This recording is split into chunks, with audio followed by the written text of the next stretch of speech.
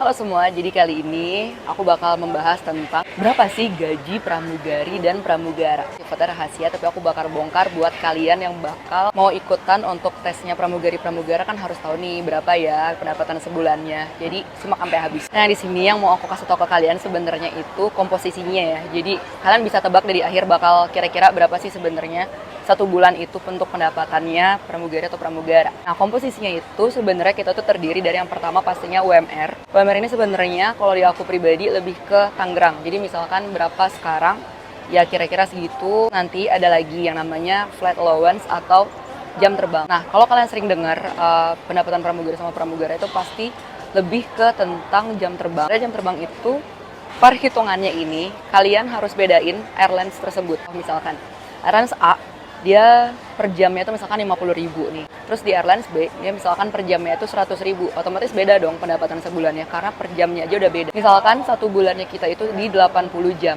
Jadi alias 80 jam itu dikali 50.000 untuk airlines A dan 80 jam dikali 100.000 untuk airlines B. Nanti totalnya itu ditambahlah sama UMR sebelumnya. Nah, untuk komponen ketiganya biasanya ada yang namanya uang sektor atau misalkan hari itu kalian berapa landing. Contoh misalkan satu hari itu aku bisa 4 landing. Jadi 4 landing itu per landingnya ada uangnya sendiri. Misalkan satu landing itu nominalnya 75.000. Nah 75.000 itu berarti dikali 4 dong.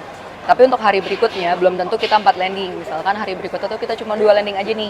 Berarti 75.000 dikali 2. Ditambahlah dengan komponen 2 dan komponen pertama sebelumnya. Terus untuk komponen yang keempat, ini namanya layover atau kalian itu nginep di suatu kota atau negara. Balik lagi pendapatan antara company dan pendapatan antara luar negeri dan Indonesia-nya sendiri atau domestik itu beda-beda. Tergantung dari seberapa company tersebut ngasih ke fasilitas ke kalian. Misalkan dari airlines A itu kalian dapat domestiknya sekitar 250.000 per hari. Di airlines B bisa aja nggak sama, bisa aja di bawah 250.000 per hari ataupun lebih ya, jadi kayak balik lagi. Tapi untuk di airlines yang misalkan kita itu ronnya di luar negeri, jadi biasanya hitungannya tuh pasti dalam mata uang asing atau dolar.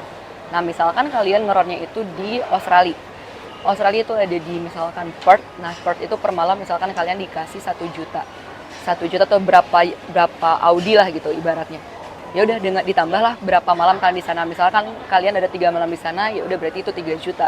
Balik lagi tergantung rute domestik atau internya dan tergantung company-nya. Jadi misalkan sesama internasional juga belum tentu kalian bakal dapat bayaran yang sama. Kalian ke Cina, mungkin itu akan berbeda nggak sama kayak Australia karena tergantung seberapa banyak pengeluaran kalian di sana kayak gitu. Nah itu baru dari segi pendapatannya aja. Jadi kalian bisa kira-kira akan kalkulasiin misalkan satu bulan itu kalian ada berapa jam.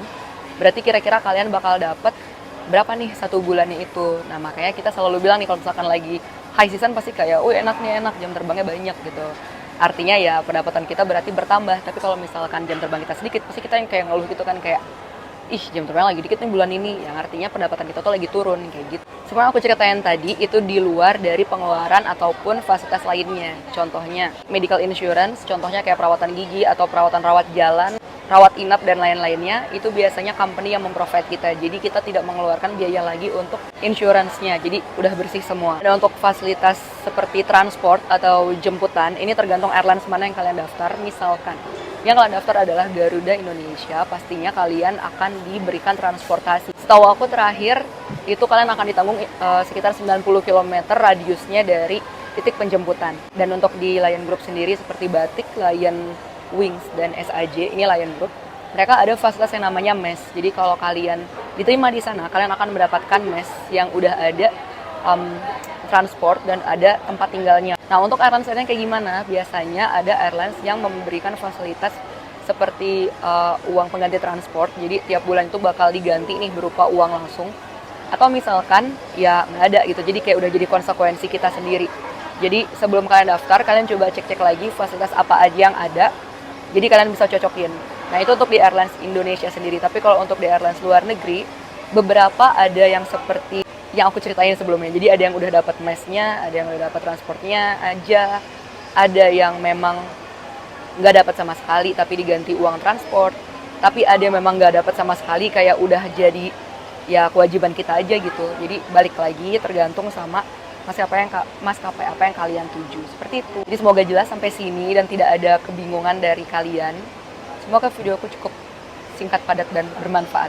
Terima kasih sebelumnya. Bye.